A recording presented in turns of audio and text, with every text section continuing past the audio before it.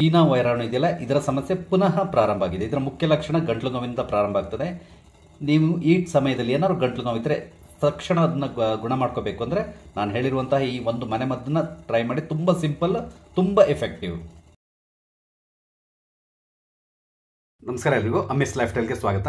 ಸ್ನೇಹಿತರೆ, ಈಗ ಪುನಃ ಈ ಚೀನಾದ ಒಂದು ವೈರಾಣು ಸಮಸ್ಯೆ ಪುನಃ ಎಲ್ಲ ಕಡೆ ಕಾಣಿಸ್ಕೊಳ್ತಾ ಇದೆ. ಬಹಳಷ್ಟು ಜನ ಸೋಂಕಿತರಾಗಿ ಹಾಸ್ಪಿಟಲ್ ಸೇರ್ತಾ ಇದ್ದಾರೆ. ಕೆಲವರು ತಮ್ಮ ಪ್ರಾಣವನ್ನು ಕೂಡ ಕಳ್ಕೊಂಡಿದ್ದಾರೆ. ಈ ಸಂದರ್ಭದಲ್ಲಿ ನಿಮಗೆ ಅದ್ಭುತವಾದ ಮನೆಮದ್ದನ್ನು ಒಂದು ಹೇಳ್ತಾ ಇದ್ದೇನೆ. ಯಾಕಂದರೆ ಅದರಲ್ಲಿ ಸಾಮಾನ್ಯವಾಗಿ ಗಂಟಲು ನೋವು ಬರೋ ಸಾಮಾನ್ಯ.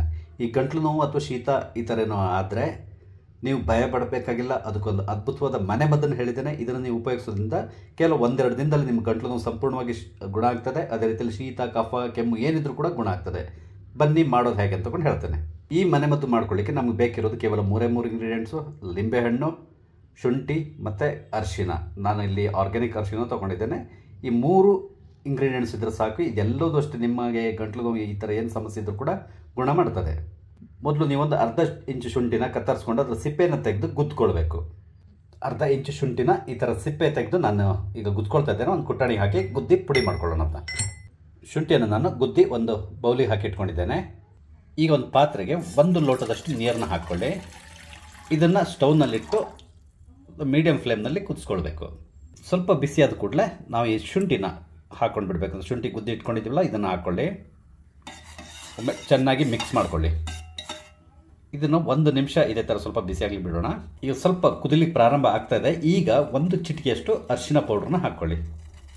ಹಾಕ್ಕೊಂಡು ಒಮ್ಮೆ ಮಿಕ್ಸ್ ಮಾಡ್ಕೊಂಡ್ಬಿಡಿ. ಈಗ ಇನ್ನೊಂದು 2 ನಿಮಿಷ ಚೆನ್ನಾಗಿ ಕುದಿಲಿಕ್ಕೆ ಬಿಟ್ಬಿಡಬೇಕು. ಮೀಡಿಯಮ್ ಫ್ಲೇಮ್ನಲ್ಲೇ ಮಾಡಿ, ಆವಾಗಲೇ ಚೆನ್ನಾಗಿ ಅದ್ರದ್ದು ಇಫೆಕ್ಟ್ ಇರೋದು. ಯಾಕಂದರೆ ಇದರಲ್ಲಿರುವಂಥ ಔಷಧಿ ಅಂಶ ಸಂಪೂರ್ಣವಾಗಿ ಬಿಡಬೇಕು. ಕುದೀತಾ ಇದೆ, ಮತ್ತೆ ಒಂದು ಸ್ವಲ್ಪ ಮಿಕ್ಸ್ ಮಾಡ್ಕೊತಾ ಇರಿ. 2 ನಿಮಿಷ ಚೆನ್ನಾಗಿ ಕುದಿಸ್ಕೊಂಡಿದ್ದೇನೆ. ಈಗ ಬಂದ್ ಮಾಡಿ ಸ್ವಲ್ಪ ಇದು ತಣ್ಣಗಾಗ್ಲಿ ಬಿಟ್ಬಿಡಬೇಕು. ಸ್ವಲ್ಪ ತಣ್ಣಗಾಗಿದೆ. ಇದನ್ನು ಈಗ ಸೋಸ್ಕೊಳ್ಬೇಕು. ಸೋಸ್ಕೊಂಡು ಒಂದು ಗ್ಲಾಸಿಗೆ ನಾನು ಹಾಕ್ಕೊಳ್ತಾ ಇದ್ದೇನೆ. ಈಗ ಇದಕ್ಕೆ 1 ಚಮಚದಷ್ಟು ಲಿಂಬೆ ರಸನ ಹಾಕ್ಕೊಳ್ಬೇಕು. ಲಿಂಬೆ ರಸ ಹಾಕೊಂಡ್ಮೇಲೆ ಇನ್ನೊಮ್ಮೆ ಚೆನ್ನಾಗಿ ಮಿಕ್ಸ್ ಮಾಡ್ಕೊಳ್ಳಿ. ಗಂಟ್ಲು ನೋವಿಗೆ ಕಷಾಯ ರೆಡಿಯಾಗಿದೆ. ಇದಕ್ಕೆ ಬೇಕಿದ್ರೆ ನೀವು ಸ್ವಲ್ಪ ಬೆಲ್ಲ ಬೇಕಾದರೂ ಹಾಕ್ಕೊಳ್ಬೋದು, ಇಲ್ಲ ಹಾಗೆ ಕೂಡ ಕುಡಿಬೋದು. ಇದು ಕುಡಿಯೋದು ಹೇಗೆ ಅಂದರೆ ಈ ಥರ ಸ್ವಲ್ಪ ಬಿಸಿ ಇರುವಾಗಲೇ ಸಿಪ್ ಬೈ ಸಿಪ್ ಕುಡಿಬೇಕು. ಆದ ರೀತಿ ನೀವು ಕುಡಿಯೋದ್ರಿಂದ ನಿಮ್ಮ ಗಂಟ್ಲು ನೋವು ಸಂಪೂರ್ಣವಾಗಿ ಗುಣ ಆಗ್ತದೆ. ಅದೇ ರೀತಿಯಲ್ಲಿ ಸಪೋಸ್ ನೀವು ಬೇಕಾದ್ರೆ ಇದಕ್ಕೆ ಜೇನುತುಪ್ಪ ಕೂಡ ಹಾಕ್ಕೊಳ್ಬೋದು.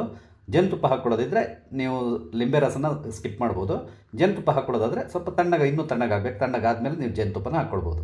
ಈ ರೀತಿ ಮಾಡಿಕೊಂಡು ದಿನಕ್ಕೊಂದು 2 ಸಾರಿ ಕುಡೀರಿ ಸಾಕು. ನಿಮ್ಮ ಗಂಟ್ಲು ನೋವು 1 ಅಥವಾ 2 ದಿನದಲ್ಲಿ ಸಂಪೂರ್ಣವಾಗಿ ಗುಣ ಆಗ್ತದೆ. ಅದು ಯಾವುದೇ ರೀತಿಯ ಖರ್ಚಿಲ್ಲದೇನೆ ತುಂಬ ಸಿಂಪಲ್ಲಾಗಿ ಈಸಿಯಾಗಿ ಈ ಮನೆಮದ್ದನ್ನು ಮಾಡ್ಕೊಳ್ಬೋದು. ನಿಮಗೆ ನನ್ನ ಈ ವಿಡಿಯೋ ಇಷ್ಟ ಆಗಿದ್ದಲ್ಲಿ ದಯವಿಟ್ಟು ಲೈಕ್ ಮಾಡಿ, ಶೇರ್ ಮಾಡಿ. ಹಾಗೆ ಇಲ್ಲಿವರೆಗೆ ನೀವು ನನ್ನ ಚಾನಲ್ ಸಬ್ಸ್ಕ್ರೈಬ್ ಮಾಡಿಲ್ಲ ಅಂದರೆ ದಯವಿಟ್ಟು ಸಬ್ಸ್ಕ್ರೈಬ್ ಮಾಡಿ. ನಾನು ಹಾಕುವಂಥ ಎಲ್ಲ ವಿಡಿಯೋಗಳನ್ನು ನೋಡಿ ನನಗೆ ಸಪೋರ್ಟ್ ಮಾಡಿ. Thank you.